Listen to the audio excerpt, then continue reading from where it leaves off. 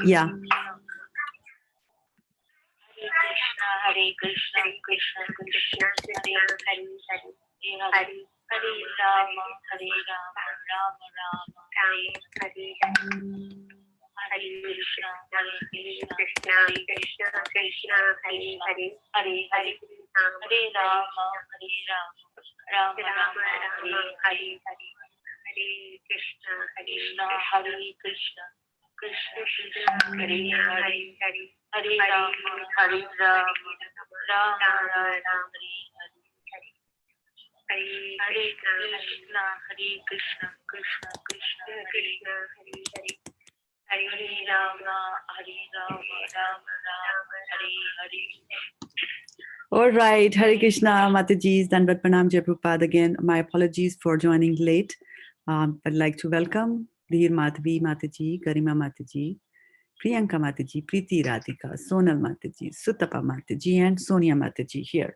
I'm having some problems broadcasting this also on Facebook. Varshana Mataji wanted to join from India, but she won't be able to do that, but that's fine.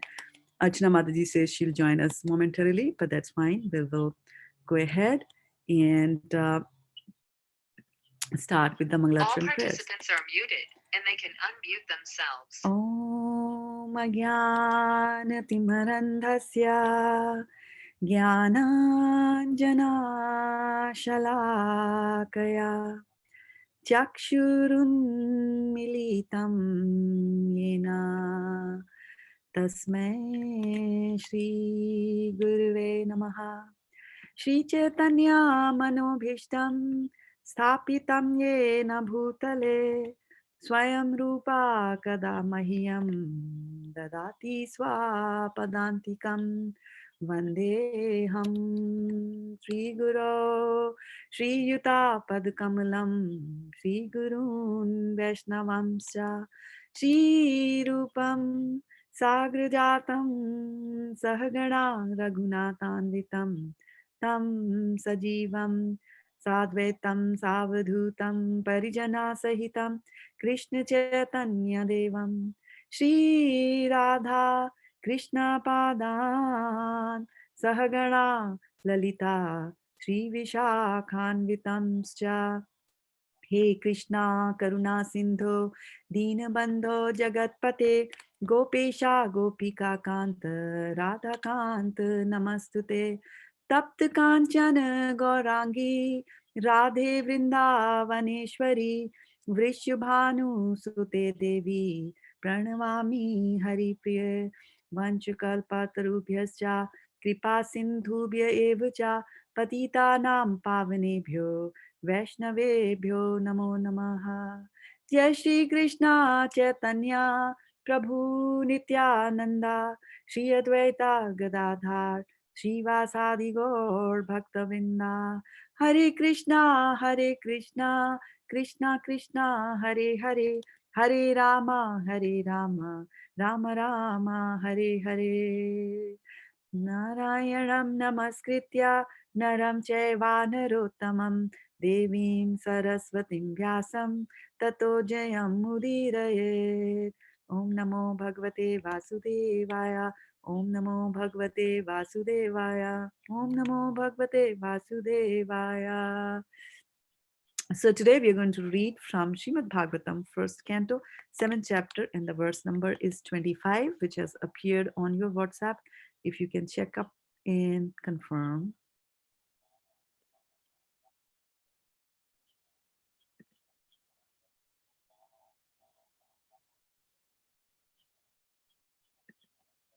And of course, I need to unmute you all so that you can tell me that, right?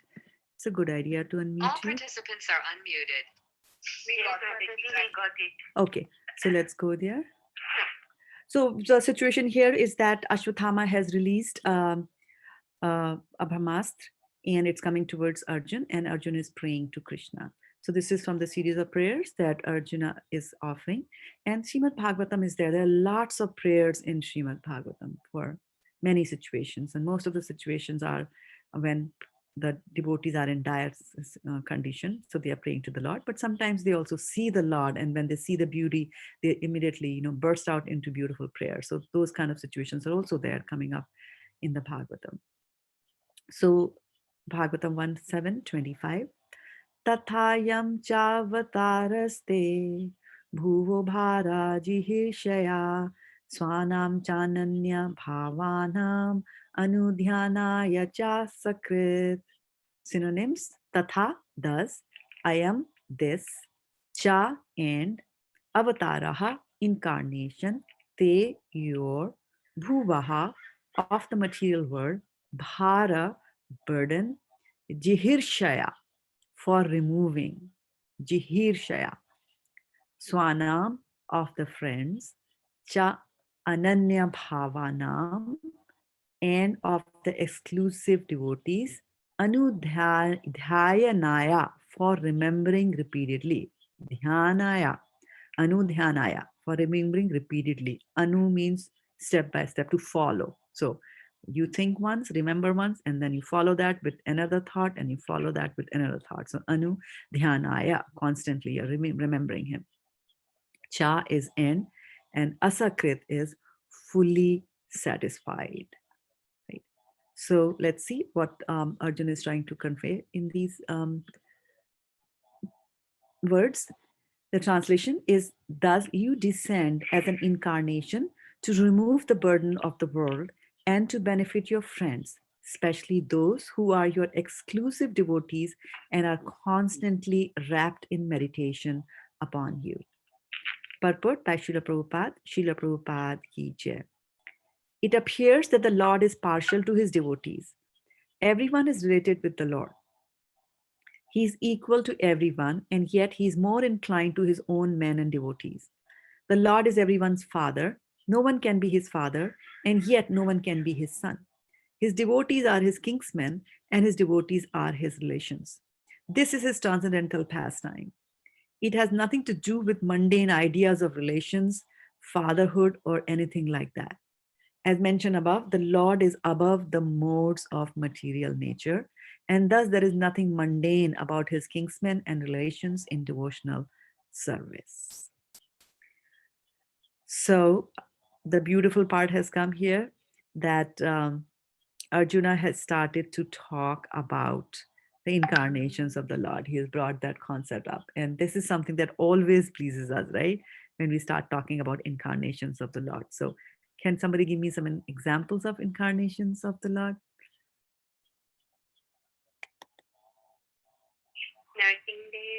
Narsingham Dev, yes. Vara Avatar. Right. Krishna. Very good. Kurma. Right? Yeah. Okay. Yep. There you go. Matsya. Interesting, right?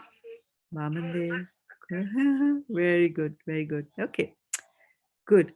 So some of the things to keep in mind here in this verse is, and let me just see what it is here. One of them, of course, was the point I wanted to bring up, was that he is doing, he's talking about devotees, that why does he come? To benefit his friends, especially those who are exclusive devotees and are constantly wrapped in meditation upon you. So they are wrapped. So wrapped is a very interesting, it's a very interesting word, right?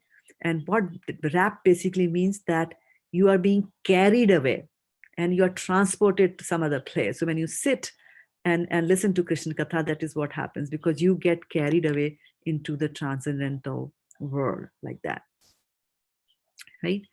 So couple of other things also that come out from this verse is that he's descending here as an avatar, as an incarnation. And of course, he wants to remove the burden of this world. And he wants to remove that so that he can benefit his friend. Right? So this Krishna that we're talking about, right? So he's saying Anudhyanaya cha sakrit, right? And what does cha sakrit mean in the by word? What does it mean? Yeah, he's already a fully satisfied person. So Krishna is already fully satisfied. He has got no reason to come here. Like somebody might come and say, well, I want to go to Hawaii. Why? Because you want to do something there. You want to enjoy something there. There's something that you're not getting here in California, right? So you want to go there, right? Like that. But Krishna doesn't have any reason to come here to this world, right? He's fully satisfied in himself, like that also. But and the interesting thing about Krishna is that he's personality of Godhead. He's sakshat, like he's not an imaginary thing, right? So a lot of people just think that, this Krishna is not, he's just a representation, he's just a man who's just a little bit advanced devotee, and things like that. But that's not what it is. He's the supreme personality of Godhead, and he is for real. He's sakshat, right? And he's a personality. Prabhupada keeps on reminding us about that, right? So um, when we say that Krishna is sakshat, that means that he's something that we will be able to see with his eyes, but with our eyes. But then the question is that, Krishna cannot be seen with these material eyes. We know that for sure, right? And there is a famous verse from Chaitanya Charitamrita which says, Atha Shri Krishna Namadi na bhaved grahayam indriye sevan mukho hi jivyado swayam ev smaratya ada. So it says that it's not possible for you to see Krishna with these material eyes that you have. It is not possible to do that. It doesn't work out. The material eyes can't gear and cannot look at that kind of a spectrum, right? So how do we then see? How do we then see? Because all that we have are these blunt senses that we have. So these senses have got to be purified. And how do we purify our senses, including the mind? Cheto darpana marjanam. That is what Chaitanya Mahaprabhu also says. Like that, right? So I'm just unmuting a noisy line. You can press *6 to unmute yourself. Or if you're using an app, then you can use that to unmute. So how do we cleanse ourselves? Chaitanya Mahaprabhu says, Cheto Darpana Marjanam. So you have to cleanse the mirror of your mind, and you do that by chanting, by doing your devotional service, right? And so here it's saying, Athashi Krishna Namadi Nabhed Grahaman Indriye Sevan Mukhohi Jivihadao. So what it means is that you will get to see by your own efforts, using your material senses. You cannot see Krishna. But if you engage your senses into, if you engage your senses and the prime senses of all the senses, which is your tongue, if you engage that and start doing service with your tongue. So how can we serve Krishna with our tongue? What do you think? What are your thoughts on how can you do that? How can one serve Krishna? By chanting the names of the Lord? Okay, good. I heard. And also by singing the glories of the Lord, like Krishna Katha, doing Krishna Katha. Doing the single of the Lord. Okay, so it's saying Sevha Makohi Jivhado. So in the beginning, you have to start using your tongue. And in the very beginning, you can use your tongue also to honor Krishna Prasad. So that's the good news there, that you can also use your tongue, and that's also service, right? So because when I start honoring prasadam with the intention that prasadam is going to purify me, prasade sarva dukkhanam hanirasya pasayate, right? Mahaprasade govinde nam brahmani vaishnave swalpa punyavatam rajam vishwaso navajayate, like that, right? We sing. So prasadam, I have honor prasadam not for the purposes of enjoying it. I mean, it is enjoyable. That is a concomitant factor. You get it, on the side. But I also do it because I know that prasadam is going to purify me, and I want to be purified because I want to go back to Godhead. So that is the intention that I have, right? So Sevan Mukhoy Jivhada. So one has to remember that that's all that is required. You don't have to go and do an PhD in Oxford, or go and do things like that. All that you have to do is come to this conclusion and have this desire that so there's so many births have passed, so many births have passed, and I have not thought about you, Krishna. So this is the birth when I have finally opened my eyes with the help of a guru, right? Or through some devotee association. And devotee association is so powerful, sadhu sanga, sarva shastrikaya, lava matra sadhu sange, sarva siddhi hoya, right? So it is, so this devotee association is very, very much required. And when we were talking about last Saturday about the 9 stages of devotional service. There is Adau Shraddha, there is faith, and then Tatha Sadhu Sangha, there is Sadhu Sangha, devotee association that is required. Right? And we also hear that about Sadhu Sangha. We hear Devahuti. She's glorifying Sadhu Sangha, and in the third canto of Bhagavatam, it says Satam Prasanga Mama Virya Samvido Bhavanti Hritkarna Rasayana Kata Yajjoshnadasu. I'm forgetting it. Yajjoshnad Ashu something. Chadda Ratir Bhakti Anukramashyati. So what they're saying is that in the association of devotees, what happens is Satam Prasanga Mama Virya Samvido. And then when you discuss the glorious pastimes of Krishna, Bhavanti Hit Karna Rasayana, that in your heart and in your ears, you get the desire to hear more glories of the Lord.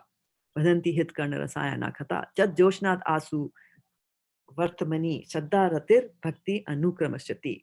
So then you start walking in the path of devotional service, and then Shraddha is faith, Ratir is attachment and intense attention, Shraddha Ratir Bhaktir, and then Bhakti, pure love of the God. These three things will come step by step to you. So devotee association is very, very powerful there. So if we were to see that we want to see Krishna, and obviously Krishna is, and why I'm emphasizing on this seeing is that Ashwathama did not see that there is God there, right? He does not see. And Arjun can see. Similarly, in the battle of Mahabharata, Arjun could see, Pandavas could see, some of the other people could see, Bhishma Dev could see that there is Krishna. They could see Krishna as the personality of Godhead, but most of the other people did not see that, because you need that kind of a purified vision to be able to see Krishna with your own eyes like that. So Sakshat, when you say he's Sakshat, means that he's present in front of you in flesh, in body like that. But we don't have the eyes to see that. And we might, we could be great panditas, we could be, very knowledgeable, very smart in material, or maybe even very smart in the Vedas, you could be a jnani, but you will not see Krishna like that, right? So, because by using our brains and trying to, shake our brains and our intellect and trying to come up with an understanding of Krishna and a description of Krishna on our own, with our own power is not possible. And the reason for that is that a jnani, he's full of knowledge. But what does the jnani use to gain this knowledge? He uses his mind. And his mind is made of material, right? So it's a material thing. It's not spiritual. Our mind is not spiritual. So with a material instrument, you cannot find something which is spiritual. That's a known fact. So no matter how much you rake your brain, no matter how you try to look at and think about Krishna in this direction or in that direction, you'll never be able to see Krishna, right? Krishna will reveal himself to you. Krishna will reveal himself to you on his own sweet will. You cannot force Krishna to reveal him to you. This is something that Narad Muni tried in the fourth chapter, when he's describing his own life when he was the son of a maid servant. He saw a little glimpse of Krishna when he was meditating. And he thought, okay, fine, if I close my eyes real tight, I'll be able to get him again. But he's not able to see Krishna again. And then he hears a voice which is saying that you still have some material desires left. In this lifetime, you will never be able to see me like that. And then, of course, there is the universal cataclysm. Everything is destroyed. Narad Muni goes back into the womb of Mahavishnu. And then once the Srishti starts again, then he comes there again in the current body that we see Narad like that. And then he finds God and his body is spiritualized. So that's why, because he has a spiritual body, he's able to go from one planet to another planet, right? So Chaitanya Mahaprabhu also used to emphasize that, don't try to, we sometimes use these terms to explain Krishna to people, all attractive and things like that. But his mood was very different. He says that, I just know him as Gopi Jan Vallabha, so he wasn't totally that Gopi Bhav kind of a thing. And of course, he's Radha Krishna combined, or Giridhardhari. So that's all that I want to think about. I don't want to think about anything else, right? So another thing to keep in mind about this avatars, because it keeps on coming, and somebody was telling that, I was listening to one lecture, I'm forgetting who said that, but he was saying that right now there are 6 versions of Chaitanya Mahaprabhu in India. So it takes nothing for a person to kind of declare that I am an avatar. But if somebody is an avatar, actually, those avatars should have been written in the scriptures, that such and such an avatar is going to appear in such and such a time, at such and such a place, and the names of his parents are going to be this and are going to be that, right? So this is very, very important thing, because a lot of people get swayed away. I mean, they're innocent people. Somebody does a little bit of a mystic yoga in front of them, some jugglery, some magic, and no, those are the kinds of people that we should just you should just shun them and just follow the shastras. And Krishna says, Paritarnaya sadhunam vinashaya cha duskritam, right? Also, he says that yada yada hi dharmasya glanir bhavati bharata abhyuthanam abdharmasya. So whenever there is a decline in religion and religiosity, irreligion goes up, then that's when I come again and again. I'll come there. And here in this particular word, they're talking about bhara jihir saya. So bhar. So we have to remember this, that when we start doing evil things and when we start doing sinful activities, then Mother Earth does not like it, right? And she's patient like a mother. She'll go on tolerating, but then she also reaches her limits. And there have been instances in recent history that you see, right? And we had gone to the extremes of exploiting Mother Nature. There's plastic, there's pollution, there's this and that. And then now everybody is stuck into their homes. Our cars are standing in the garage with nothing going on over there. All the illicit activities that were going on, they have been stopped, forcefully stopped, or at least a majority of them are forced to be stopped because of this corona thing that's going on here. So Mother Nature has, and Prithvi in particular, have got their own ways. And we have noticed, again, you'll find in the Shastras also, that when the king is not a good king, then Mother Earth withdraws the things from there. Or if the people in that kingdom are not pious, they are not religious, they are not God conscious, then also Mother Earth will withdraw the things. And similarly, when the people are pious, when the going is good, and especially when Lord Krishna comes as an avatar, then the same Mother Earth she's feeling very happy because Krishna is walking all over her. And so she that way never loses contact with Krishna. For example, when Krishna goes from Vrindavan, he goes to Mathura, then all the cowherd men, boys, and the cowherd girls and cowherd women, they all miss him because now he's in Mathura, and then he goes to Dwarka, so they're all missing him.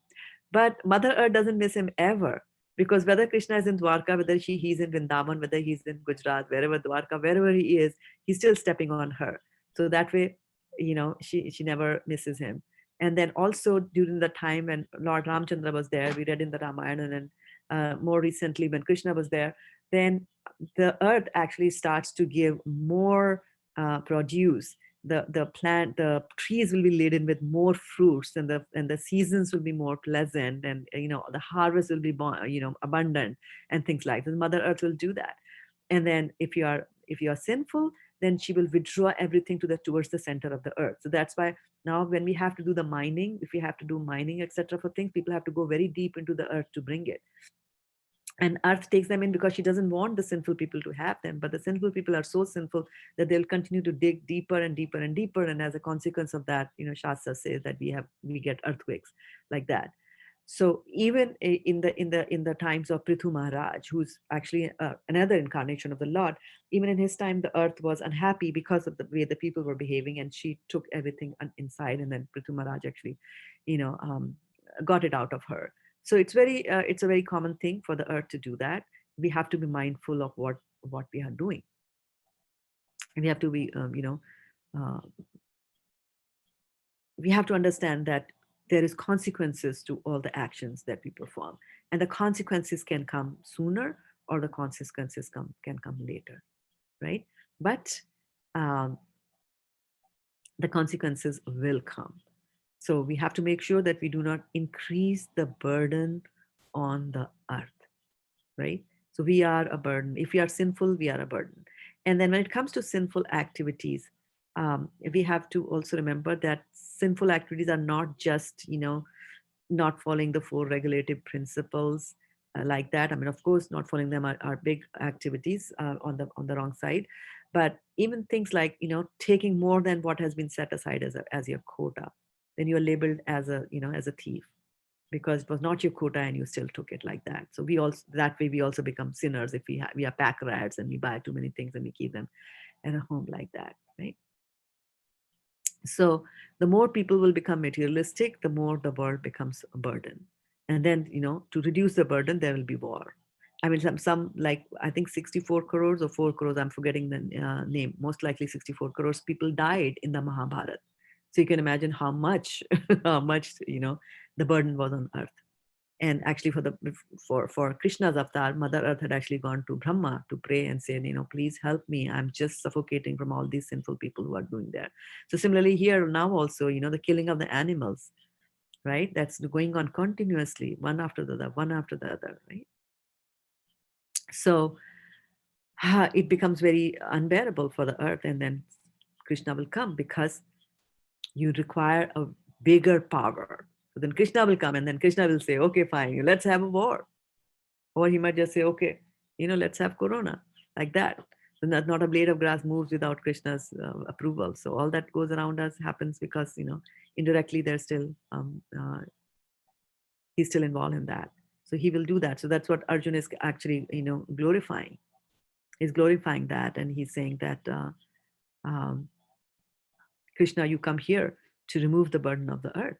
And it's the same Arjuna who is saying this. And before he was saying that in the beginning of Bhagavad Gita, that I don't want to kill because killing is bad, killing is this, killing is that, right? And on the surface, they appear to be the right thing because we do preach non-violence. But then here, there was no question of non-violence. Krishna has come here with an agenda, right? There are too many sinful people and they have to be removed.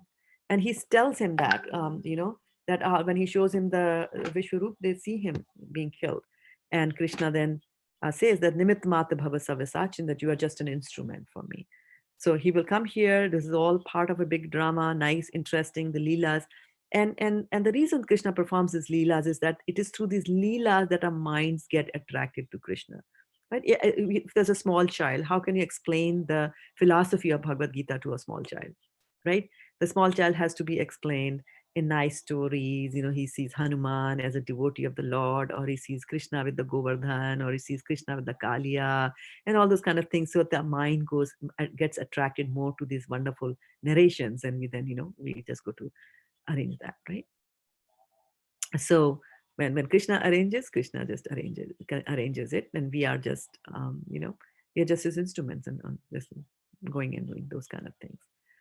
Right. So it is 5 minutes past 4 o'clock. I'd like to open up for questions and comments. And any reflections that you have. And my apologies again for being late today. Welcome Radhika Mataji, Medha Mataji, and Smriti Mataji, who joined us a little later in the day. Hare Krishna Mataji. A very, very apt words for a discussion for like today's time. Today, early in the morning, when I was taking a shower, I was thinking that one of my product for shower said like fighting against animal testing, and I thought that when as devotees, and I'm a chemical engineer, so I knew that they would test, especially pharmaceuticals, they would test on rats and monkeys and rabbits, especially for the beauty products, and I had seen like this really heartbreaking video that they were checking the shampoo doesn't affect human eyes. So they were testing on the rabbit, and the rabbit eyes were like, the rabbit was looking like, what are you doing to me? Like, you're my siblings, more conscious siblings. You're supposed to be treating me better. And what are you doing? Like, after that, I stopped watching any cruelty videos like that. But the whole point is that I was telling is that devotees, their heart really aches when they see suffering and all that. But those who are not devotees, I hear their conversation and all that. They think that that's part of their karma, and it's just what they are born into, and then they just brush it off so easily. And why is that?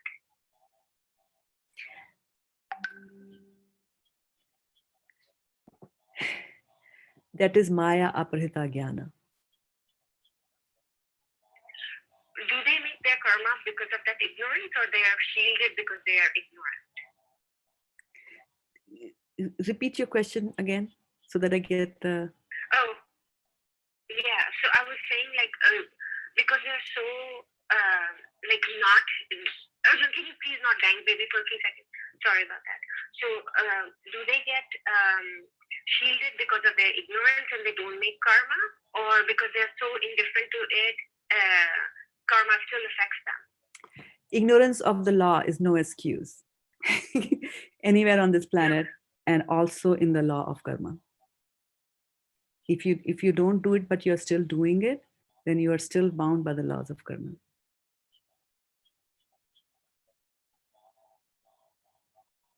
So if they are trying it out on the rats, they are trying it out on the rabbits and all that stuff, they get affected by that, by the karma. The only place where the only place where you do not get affected by the karma is when you have an animal body. If you have a human body, you are at a higher level. Your consciousness is higher. And so a human body is supposed to be engaged in doing certain kinds of activities. Devotional service of the Lord. Yeah. We are using those products, so we also got some karma from that. Yes. Yes. And so when an animal torture or animal killing, etc., is involved, there is a whole lot of people who are involved, and this is a question that keeps on coming because such is the nature of Kali Yuga, that everywhere it is dirt, right? It's kind of like, Corona. Where do I go to hide from Corona, even if I want to, right? So, for example, if a person eats meat, right? A person eats meat, so is he to be implicated for killing the animal? He didn't kill the animal, somebody else killed it, because that's the excuse people give, that the animal was already dead, somebody else had already killed it. Why am I to be implicated in that? No. So the people who approve of that killing, the people who actually do the killing, the people who are the paraphernalia for arrange the paraphernalia for the killing, the people who transport that, the people who purchase it, the people who cook it, the people who serve it, the people who eat it, all of them get implicated to a certain extent, like that. So the laws of material nature are very, very stringent. They are very, very complicated, right? So, because sometimes people say that, what if I'm in a company, because it's so complicated, what if I'm in a company that is developing software to keep track of your sales, right? And that software gets purchased by a slaughterhouse, right? Who's to be blamed? Like that. So trying to, unravel the intricacies of karma is impossible almost for us, because they're so complicated. We do not know what all things are happening. But the verse that I take refuge in is from the Brahma Samhita, right? Yasta Indra Gopam Athavendra Hosa Karma, right? So they are saying that, from the Indragopa, the tiny insect, all the way up to Brahma, everybody is subjected to the laws of karma, right? Karmani nirdhati kintu cha bhakti bhajam govindamadi purusham tamam bhajami. So he's saying that, but karmani nirdhati, all your karmic reactions get burnt down by doing bhakti, right? So you work under the general guided principles of your spiritual master. Wherever possible, if you have to avoid, you avoid, and then not avoiding it knowingly. Like, for example, if you know that such and such a brand has got blood from the calf or something like that, and there are brands of toothpaste and face creams and things like that have. So look for stuff which is vegan. If you really need to do that conscious thing, that exercise consciously, and that's fine. But knowing that it is there, somebody told you that this is not a non-violent product, and still going ahead and using it because it enhances the beauty, that's a bigger sin than not was ignorant. But if you were ignorant, but it is still a sin. So it is, yeah. I mean, laws of karma are very, very complicated. Yeah, they are very complicated. That's why he says. I mean, as we grow and as we dig deeper into shastras and dig deeper into live deeper our lives, we will notice that when Prabhupada says, or when Bhagavad Gita, Krishna says in Bhagavatam, it is dukhalam ashashvatam, or when it says in Bhagavatam, padam padam yad vipadam natesham, every step there is a danger. This is what it means. At every step there is a danger. You have no idea. You have no idea what is going on, like that. And of course, there will be there are certain things that you don't know, And which is, here's the thing, bottom line is that, don't go against the nature. Don't go against the laws of nature, which has been made out. For example, always the question asked is like, should I eat meat or should I not eat meat? Right? So refer to the scripture. What is Krishna saying? Or we always have prasadam, right? Athashi Krishna Amadi, na bhavet graham indriya, sevan mekohu jivya dao. So we talked about two ways in which we can serve. The one is by having prasadam. So, okay, what does Krishna tell about how to get prasadam? He says, patram pushpam phalam toyam. So there you go. You got directions that this is all what Krishna wants. Krishna didn't say that, cut a calf and offered him to me, or cut a goat and offer the meat and, then you can honor the prasadam. He doesn't say that. So that's why I don't do it, right? Another thing that somebody pointed out to me, and I don't know whether it's 100% accurate or not, but generally it appears to be true, is that they said that animals who are meant to be carnivorous, by designed by nature to eat meat, if you give them some water, they lap the water. They will lap it, like they will take their tongue out, and then with the tongue, they will take all the water inside, like lap, like how a dog will drink water or how a cat will drink the milk, right? Like that. And then he said that animals who are not meant to take meat, right? If you give them water, then they will drink the water with their lips. They don't drink the water with their tongue. They won't lap the water. For example, if you put some water before a cow, she won't take her tongue out and drink it. She will drink it with the lips. Or a horse, they drink with the lips. Or a deer, they drink with the lips, right? But a lion will take the tongue out like that. And then he said, now you see for yourself, you're a human being. You just observe yourself and see how you are drinking the water. Do you take the tongue out or do you just drink it with your lips? And that is a clear indication. Already it's telling you Mother Nature has designed you like that. You're giving you a body like that, right? So in that process, I mean, how much crazy can we go? Like, if I open the tap and drink some water, there are some germs that are going inside. Aren't germs, living entities? They are, right? But that's how I have been created. My body has been created like that. I can't help it. But then going outside and killing somebody and eating, then that is definitely there is karma. Even if you don't kill, going outside and buying something that was killed will get you karma. And the interesting thing that you brought about Priti Radhika was that we were horrified by watching how human beings are torturing the animals, and the animals just cannot say anything, right? But animals are part of Krishna also. That soul is also part of Krishna. It's just in a different body. We should have respected that body. We should have, taken care and not done these kind of things. And uh, somebody commented in a meeting yesterday, and she said that we gave so much of grief to the animal. We human beings gave so much of grief to the animals all along. They could not say anything. But see now, we are covering behind shut doors, and we are dying by the dozens. And nothing is happening to the animals or to the trees. And I was like, wow, look at this is such a nice way of looking at, they were looking at everybody. It's almost like, when kids go and complain to the parents and say like, you always beat me, you don't beat the other one.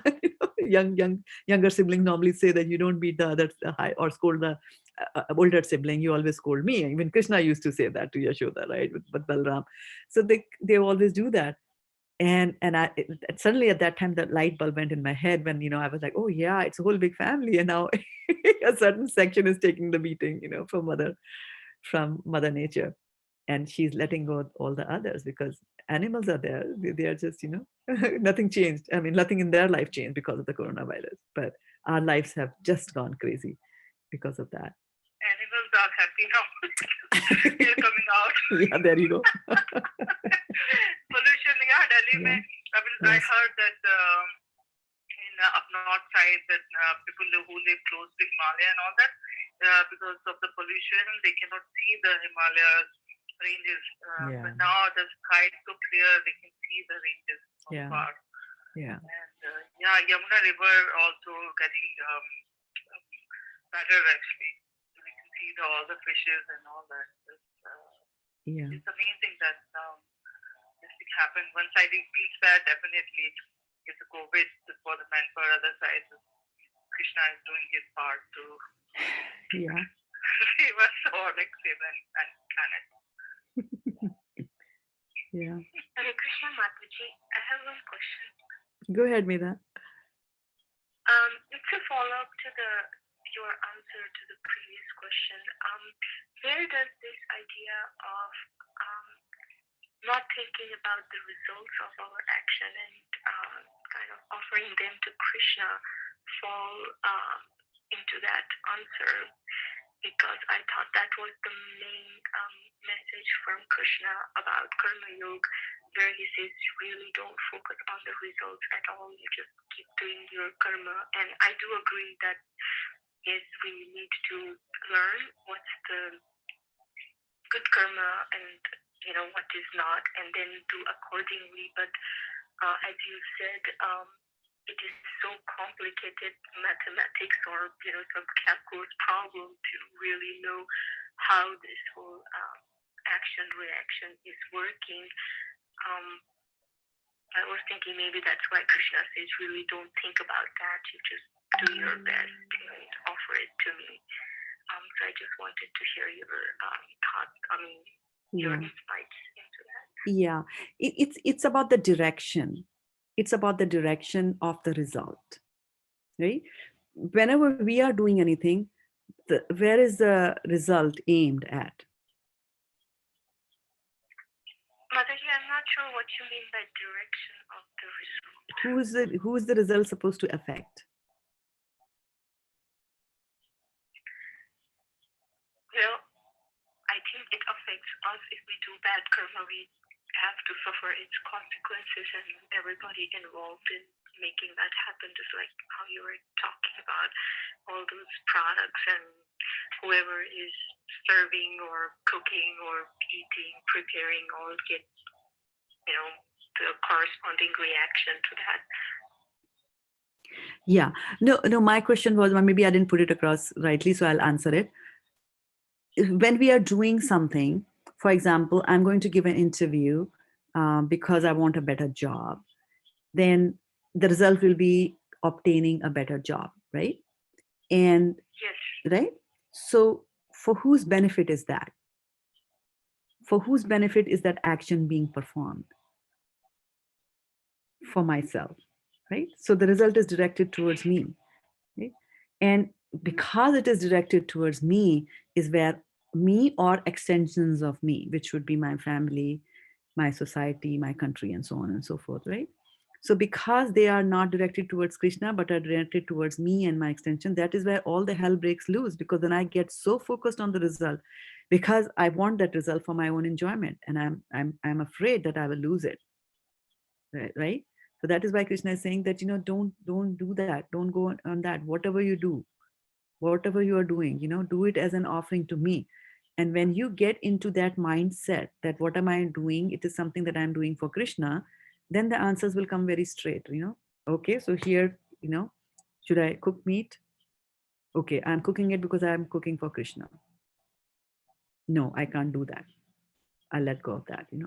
I'm getting a job in a slaughterhouse, right? Yeah, I'm going to do that for Krishna. No, like that. So that'll be a reckoning thing to do that. I think I see. So even before we choose which action we choose, we are already deciding on the right course. Yes. Because we are thinking that, okay, I think that makes sense. Right. And that again goes back to what I was telling yesterday. I don't know if you've done in the class that there is, that there's thinking, feeling, willing, and action, right? So the thought process, when the thought has come and the feeling that are going on at that point itself, you will start doing this litmus test, right? Is it favorable for Krishna or is it not? Yeah, absolutely. Go ahead. Can you add in this what is when it seems like is karma, akarma, and vikarma? So I have this. I don't know. I've seen so many times, but it's always confused me. And then because of that, we don't have a correct information about the karma, vikarma, or akarma. So I think because of that, I feel like we don't know what kind of action we should take to deliver sadhana or toward the Krishna. So, can you, the example you gave about that office, when somebody go to office and then get that interview. So how we can relate this thing in that thing, karma, vikarma, and karma? So vikarma is very simple. Vikarma can be ruled out very easily. Vikarma is when you do things which are against the Shastric injunctions. So Shastras are saying, don't do it, and you do it, then that is Vikarma. So there is no question of any ambiguity or confusion. You refer to the Shastras and you know, right? For example, and for different ages, the rules are different. There are certain things which are okay to do in Satyuga, but you can't do it in Kali Yuga, like that. So if you're doing that, then it is wrong. It is Vikarma. So Vikarma goes out. Now the question comes is whether it is karma or akarma, right? Yeah. So karma is that you're doing some work, and akarma is that, he's not doing any work, like that, right? So when it is karma, it is called karma when you're doing that action, the results are meant for you, yourself, right? For example, I can be cooking the food, right? And I'm cooking the food and I'm cooking it for myself. There's no question of offering it to Krishna at all, right?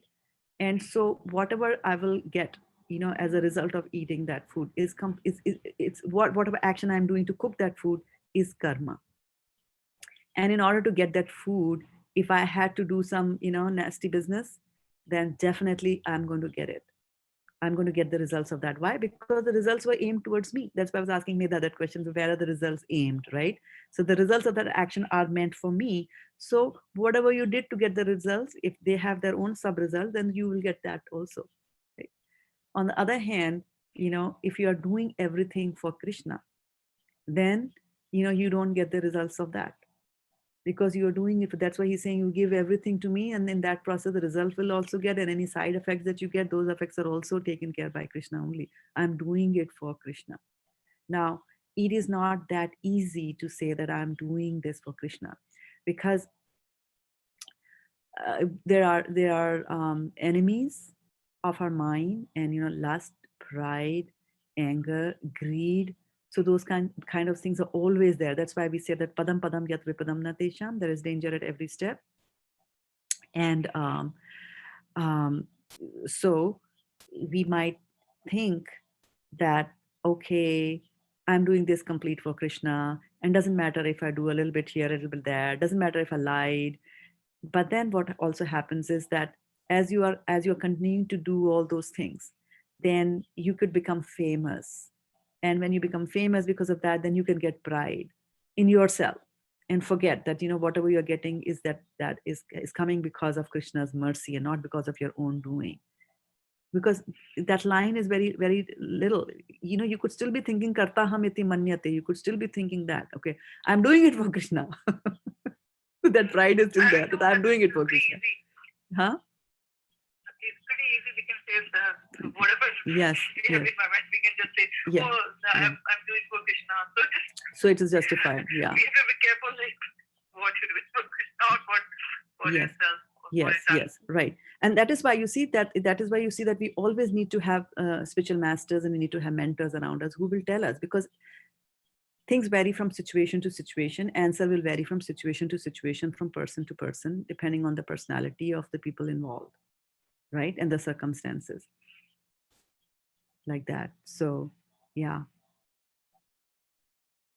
So that is why they always say that humility is something to be incorporated, right? Srinadapi sunichena, saroreva sahasruna, amanina manadina, kirtaniya sadahari. So that humility has got to be there. That'll help you a lot. But then you can also have pride that I'm humble. This is so complicated. Yeah, this is so complicated. Yeah.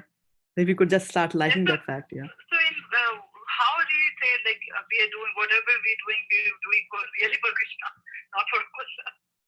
That is how why do we can differentiate? You will. It's after some point it gets difficult, and when you get joy, and when the anxiety sort of goes away, then it's an indication you're doing it for Krishna and not interested in the results. And it is amazing to, and I don't know, at least I'm not in that stage. For example, I raise funds, suppose, right? I raise funds for building a temple, and then I raise good funds and build a temple. Now somebody else somewhere wanted to build a temple, and this was completely for Krishna. I didn't do anything, didn't put 1 cent in my pocket. I spent some money from my own to do the raising like that, right? So it was completely for Krishna. Now somebody else says, okay, you were very successful, so why don't you help us raise the funds as well? So you go there and you raise the funds for Krishna. So you are raising funds for Krishna, but then that thing is coming in the head, right? That I am raising the funds. I am a good fundraiser. On the extreme end, where I was saying that we can also get pride that we are humble. Once somebody went to Krishna, Prabhupada, and Prabhupada was talking about, like, um, and that you are, we should be humble, and, things like that. We are fallen souls. Don't think that we are elevated, and don't think that, just because we got initiated, we are the best, and things like that. You have a humble approach and think that, like that she was explaining. And then so once disciple stood up and he said, yes, Prabhupada, I'm the most fallen, right? So it was meant to be like a humble thing, right? She's saying most fallen, but Prabhupada immediately corrected him and he said, you are most nothing. So that feeling that I am nothing is a very, is a very, is a feeling that will come at when you reach a very high level, actually, of devotional service. Going back to the example of fundraising. So if you're raising fund, and so there's some anxiety, and I was telling that when you are doing things for Krishna, then the anxiety will not be there. So yes, there is something known as transcendental anxiety, but because we are here in this material mode, that anxiety could also be a material anxiety, where one could think that I'm raising funds for Krishna, and what if I fail? What if I fail? What if I fail?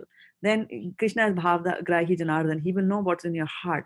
Why are you thinking that you will fail in raising the funds for Krishna? You, number one, Rakshasiti Vishwa, so you have no faith in Krishna that he will help you, right? And the second thing is that maybe you are afraid about your own reputation as a fundraiser, right?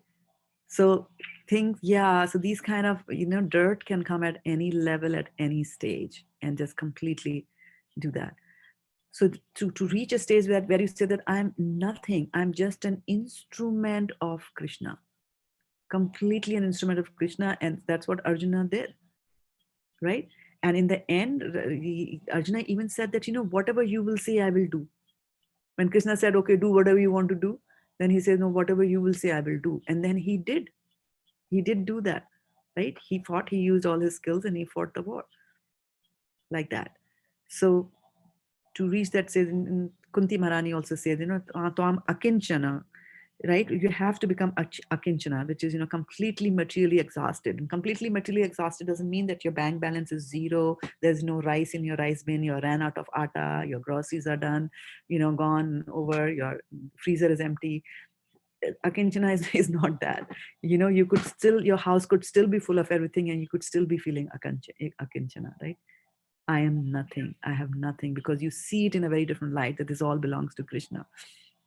And in one twist, in 1 second, everything can be gone. And it is Krishna's mercy that I have got, and I really don't own anything. And which is very, very true, which is very, very true. I mean, somebody was just telling me the other day that he lost his job, and he was saying that here in this country, especially, when you lose your job, three things go away. You lose your job, you lose your medical coverage, and you lose your home. If you had a high mortgage on that, you're out of that. So things can happen very quickly in the material world. Your fate can be twisted all the time. And that's why the devotees try to be in the shelter of Krishna. Like, you know, the cowherd boys, they were always with Krishna. They were always, anything happened, they would go Krishna, Krishna, because that's what they do. They completely surrendered soul, and they do that, and they don't have a trace of, I am doing it, I and mine. So this I and mine, and this I am something, is a difficult thing to give up. The ego, the false ego. I'm doing it, I'm doing that. So um, sometimes being in a high position, getting high level seva, direct seva to the spiritual master, these kind of things might appear to be very, things that I should aim for and things like that. But when you are doing service at that level, the chances of your falling down are also very high, and making a aparadh and doing a mistake are also high. So, a balanced approach is always nice everywhere in life. So that was a very long-winded answer to karma and akarma, but yeah. But yeah, this all of this happened to me. Before yesterday, I was reading chapter and then again, whenever I come to that section, people just like, what is that? But yeah. Thank you so much. Yes, as long as you try to follow the directions of the spiritual master will be guiding you, and whenever you are in doubt, you should ask questions. It's very important to ask questions when you are in doubt. It is a natural thing, because it's a property of the intelligence to doubt, which is a nice thing, right? Otherwise, how will you know what is right or wrong? The intelligence will doubt. Is this right or is it not right? Right? And then, so how do you get that information? Then you will have to get the information from the right sources, Guru, Sadhu, and Shastra. Right? You triangulate between the three of them and get the answer there. I asked, I think Maharaj is busy. That's fine. But yeah, I should ask Guru Maharaj. Yeah, you can always ask the Guru and the Sadhu and the Shastra, and the three of them should be giving the same answer. And if they don't, then either, you go back and verify one more time, with those who can answer. Shastra, you are interpreting. Maybe our interpretation is wrong. And that way you go. Hare Krishna, Mataji. Hare Krishna. Follow-up question. So can you give an example of what is real humility? Like practical guidance on and examples of what's real humility. Prabhupada defines real humility as doing the will of Krishna. That's how Prabhupada defined humility. And if we look into it, that is the reason we are here. Because we were not humble, right? Krishna had made us to serve. Our relationship with Krishna is that he's the master and we are his servants, right? And we did not like that arrangement up in the spiritual planets where we were living nicely without any coronavirus around us.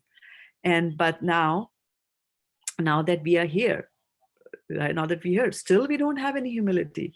Still we doubt Krishna. Still we question Krishna. Still we don't like to take his injunctions upon us. We want to have our way. So so real humility is this, that you do whatever Krishna wants you to do. And if we are confused, then we go and ask somebody who is a representative of Krishna. So that's why I keep on saying that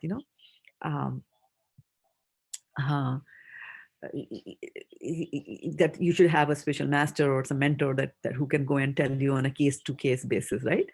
On a situation-to-situation basis, that was it a real humble approach, was it not, right? Now, humility does not here mean it is a low self-esteem. It is not low self-esteem at all. Humble doesn't mean that I'm lacking something, that I'm not good enough. Humility is when you don't do something despite the fact that you have got that. For example, if a person is very intelligent and comes first in the class, if he doesn't boast about it, then in day-to-day language, that is known as he's being humble, right? But the real humility, what Prabhupada says, is that when you do the will of Krishna, that is complete humility. That you're saying, okay, Krishna, I am nothing. I will do whatever you want me to do. So what Arjuna demonstrated in the war is real humility. Otherwise, in day-to-day life, there are so many examples, right?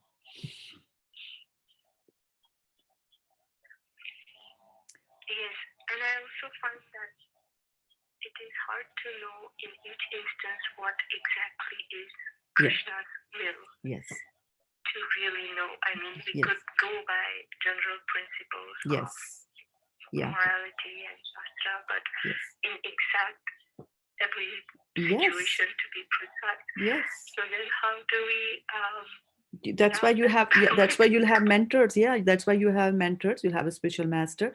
You have several spiritual masters, actually, several gurus. When we use the term spiritual master, we usually mean the one who gives you initiation, your Diksha gurus. But then there are other gurus as well, Siksha gurus, who give you Siksha. And then there are mentors. You can have that. You can have a buddy system. Go to somebody senior, and they can tell you who are more aware of the day-to-day of your life, so that they will be able to guide you also in the right manner. Right? Spiritual master could be in a different continent. doesn't know the day-to-day things happening in your life, and then you suddenly go up and say, well, such and such a thing happened, and my mind is telling me this, now you answer. He will give you some answer, might be a generic answer. But if you turn to your mentor who knew what happened to you last week between this person and you, then he might give you a very different answer. And who has been observing you at close quarters on, how your behavior has been in similar situations, he might give you a different answer, like that. So that is why we need people at different levels to generally give us guidance. The main spiritual master, the one who gives you diksha, is the one who gets you started. But he need not be there with you all the time to, kind of hold your hand and take you back. But he sets you on the right path. And if you follow him, then you will also reach the same destination where he's headed, like that. One thing very interesting, and going back to the thing about humility, was that somebody said that, like I was saying, that humility doesn't mean that you have a low self-esteem. So he said, and this is a nice play of words, he said that humility doesn't mean that you think less of yourself, right? Or less of oneself. That is, I'm not good enough, I'm not this and that. He says humility is not that you think less about oneself, but it is to think about oneself less. Otherwise, most of the time we're just thinking about ourselves, right? You think of like, okay, I'm hungry, let me go quick. I need this, I'm cold, let me get this, let me get that, like that, right? But when you think less about yourself and you think more about Krishna, that is humility, in which, again, Prabhupada says that you do the will of Krishna. When you start thinking about Krishna, you'll be doing his will, right? I see. Yeah. Thank you very much, Yeah. Mataji. Yeah, but don't go too much into the details also of this. I mean, also try to be natural, and you can always pray to Krishna that sometimes I might not know, and you please give me guidance, and he as a super soul will give you the guidance from inside, right? And if you like, don't go too much into like, how do I walk? There are ants over there, and I will step. Yeah, what if there are ants there and I stepped over them? So you are thinking about an area over which you have no control, right? Because you can't see all the ants that are going underneath you, and apart from ants there could be many other things that are going under your feet which you don't know, right? Like that. But on the other hand, if you are in the kitchen and you see that there are ants that are surrounding your apple that you left on the counter by mistake, and then you take a nice little flap and you start killing all the ants, then that is something you're doing knowingly, like that, right? So some things will die. I mean, jivo jivasya jivanam, it says, apadani sapadani, ahastani chatuspadam, like that. So ahastani cha hastani apadani chatuspadam, falugu tatra mahatam jivo jivasya jivanam. I'm forgetting the verse, but what it basically means is that, those who don't have hands, they become prey to those who have got hands, and then those who don't have feet, they become prey for those who have got feet, like that. So what the law of material nature is that the strong overcomes the weak, and one is the food for another. So yes, that is what it is. So you will see a cat is eating a rat, and a dog comes and eats the cat, and a wolf comes and eats the dog, and the lion comes and eats the wolf, like that, right? So that's how the material nature is designed, but we are not designed to eat meat, so we are not supposed to do that. But then to say like, oh, what about the bacteria, and what about the hair, and all that kind of stuff, that'll be too much, and you will become just your mind will be boggled, and you know so you also have to strike the right balance there of being an extremist on one end, and that what if I open my mouth and some insects goes inside, so I'm going to put a cloth around my mouth all the time, like that. So we don't go into those extremes also, because we need to open our mouth to do Krishna Katha, right? Like that.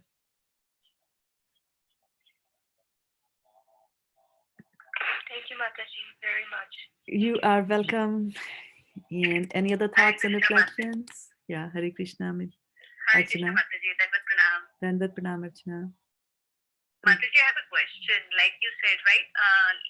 For vikarma, these are the actions which we do against the scriptures, against the shastras, right? So Mataji, like Krishna says in Bhagavad Gita, whatever you do it as an offering to me, right? So we day-to-day life, we do different kind of activities, different kind of work, jobs and all. So just suddenly something clicked into my mind. See, for example, butcher, right? So his job is to, cut the flesh of the animals, but that is his job. So what if he offered that, his result of his work to the Lord, will that will be also considered as vikarma, or it will be like normal stuff, like he'll not be getting any simple reactions out of that. Yeah. If he offers his result to the Lord. Yeah. So let's see.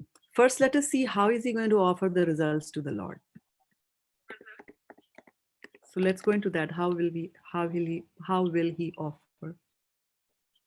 Like he's cutting it and he's thinking of Krishna. Krishna, I am doing this only for you. Like he's not doing it like for his own satisfaction. Just to, I know Krishna will not take that because it's meat and all. But whatever he's doing it for Krishna. Then even then he'll be getting the simple reaction out of that.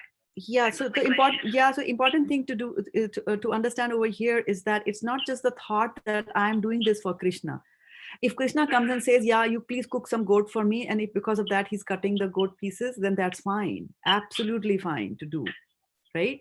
But when did Krishna come and tell him that you do this for me, right? Or where are the Shastras saying that you have to offer meat to Krishna like that? No, Mataji, like I'm just saying, like it's his occupation, right? So as an occupation, but I'm saying like we have something like we are farmers or like we are working. Yes, I'll tell you. Yes, but yes. As his job, I'm saying, yes, if yes. he offers his result to the Lord, then also he'll be getting bad karma for that. I will tell you how this butcher thingy works, right? Because sometimes people always ask that there's varna and ashram, and if you're born in a particular varna, then you don't try to do the things of others, right? Artificially. Yeah. So if you're born a butcher, then you be a butcher. So how does the butcher offer his work to Krishna? That's the main point, right? If the butcher is just cutting all the flesh and giving away all the money to Krishna, right? That is one way of saying that I'm offered the results of the work to Krishna. And how is the butcher going to live? That's another story, right?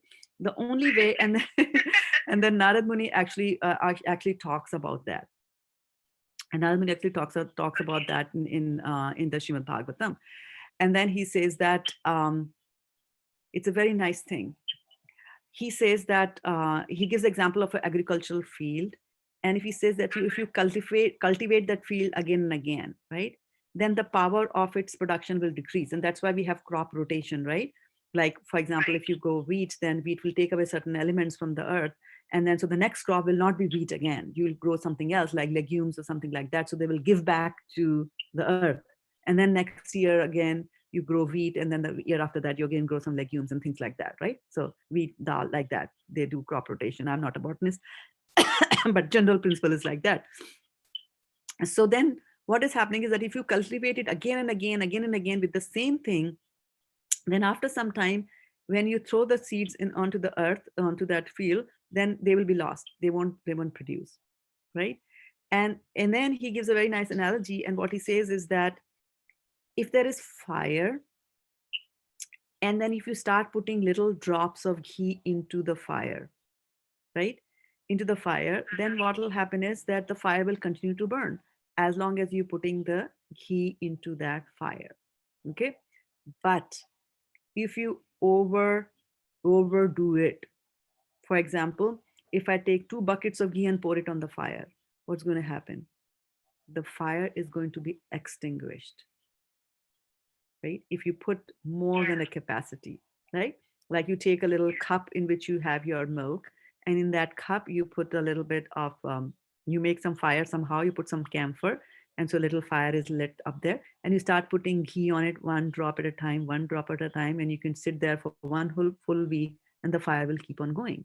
But now if you take 1 big bottle of ghee and you pour it into this tumbler, into this cup, then the fire will be extinguished.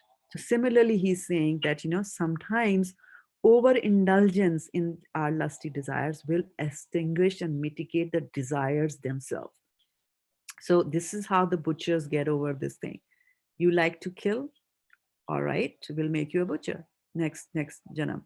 And then you continue to kill so that you are over. Your desire to kill is completely gone, right?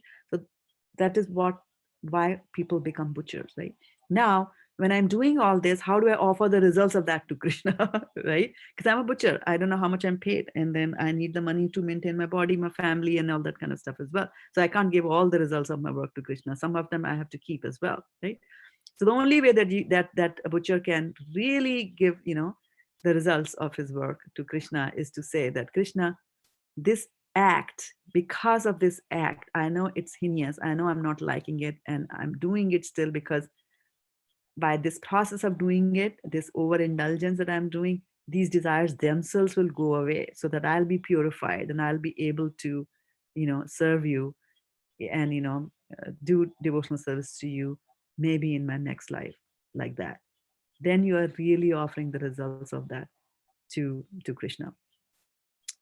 Yeah, Otherwise, you are Mataji, just, that's what I was about to ask. I mean, that was my question which you got it right now. So, if you offer it to the Lord, I mean, being a butcher also, yes, your effect of the, I mean, your actions will be mitigated, right? yes, yes. Even though you are, doing such a heinous crime, but if you are having like a positive thought about Krishna, okay, Krishna, I am doing it for you. I know this is very bad thing which I'm doing, but I'm offering it to you, and maybe after offering it to you, I'll get purified, and then maybe who knows, next birth I'll be, in a better situation. Yeah, so the keyword is not that, the keyword is not saying that, the keyword is not to say that I'm offering it to you, the Lord, right? It automatically becomes an offering to the offering in the sense, not the flesh. I mean the no, result of my work. no. Yeah, I'm not talking about the flesh now. That we ruled out. I'm even talking about saying that I'm offering the results of this to you, right? The very thought, the very act of thinking that I'm going through this process because I have got these bad desires, and now doing it over and over and over and again will purify me, oh Lord Krishna, so that I'll be able to serve you in a proper way.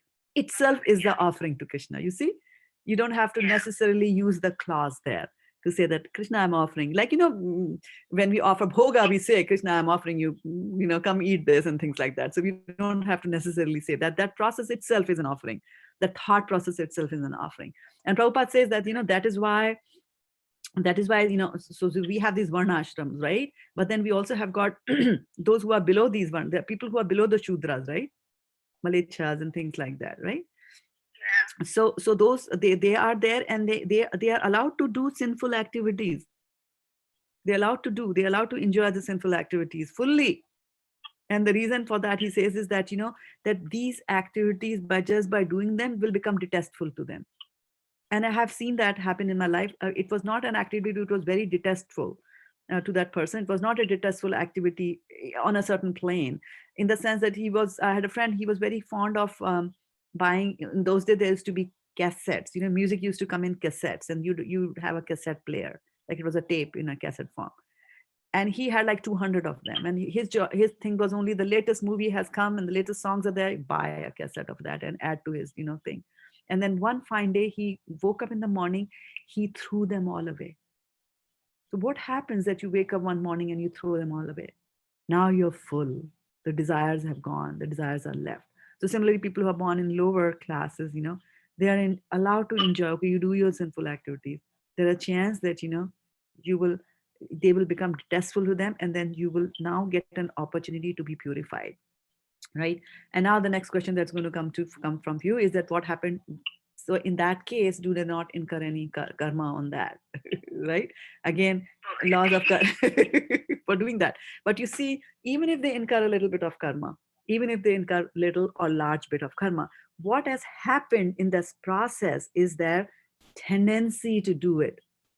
Right? That has to go away. The law of karma, what it is doing is it's just punishing you.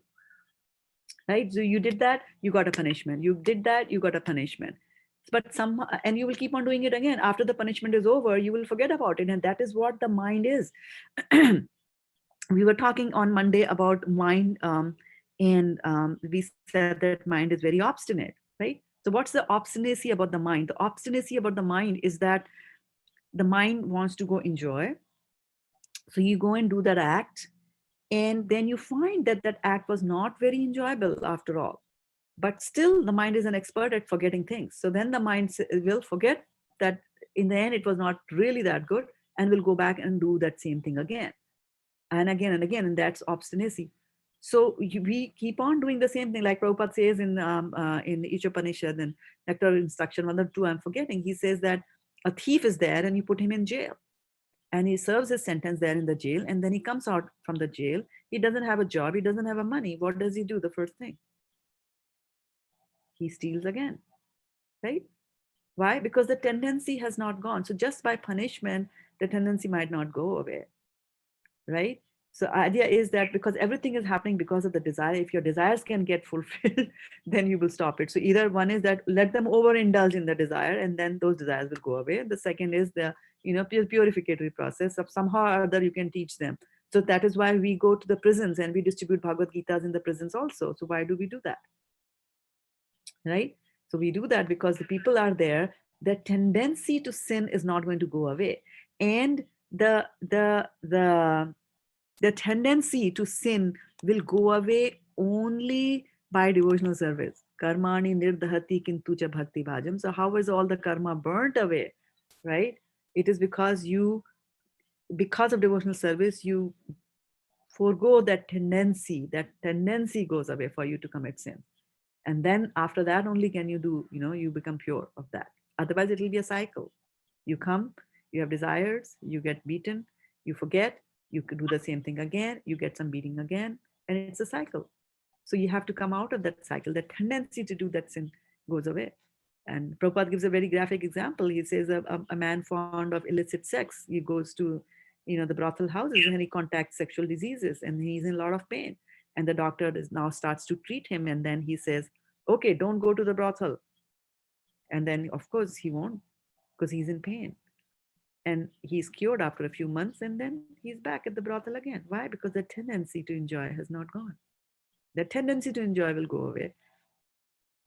Either when you are full, I've been to all the brothels in this world, now there's nothing left for me, or you are lucky and you get the mercy of a devotee of the Lord and you take to Krishna consciousness like that. Yes, Mataji. Thank you so much, Mataji, for the wonderful explanation. You are my savior. Krishna is everybody's savior. We can't save anybody. You're also representative of Krishna, Mataji, to us in the form of Siksha Guru. Okay. I take it as a blessing from you. Thank you so much, Mataji. You're welcome. Okay, it's 5 o'clock, my dearies. Are we good? Actually, I think I have a meeting at 5 o'clock or 5:30, maybe 5:30. Okay. Thank you so much, Mataji, for You're welcome.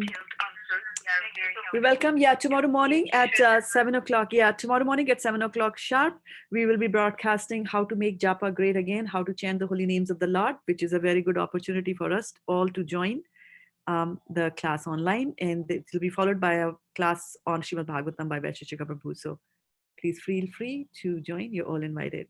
You can watch it on Zoom. You can watch it on the Facebook pages for ISKCON Silicon Valley, or you can watch it on Facebook page for Vaisheshika Prabhu, also Fan the Spark, also on YouTube, like that. So from now till tomorrow morning, Dandavat pranams to all of you. Vanshya kalpatarubhyacha kripa sindhubhyevacha patitanam pavnebhyo vaishnavebhyo namo namaha gopremanande hari hari bol. Give me a hari bol. Thank you so much, Mataji. Okay, thank you. Hare Krishna. Dandavat pranam to everybody. I'm going to switch off the call now. Okay. Those of you watching us on YouTube, we're going to end the meeting now. Hare Krishna and Dandavat pranams.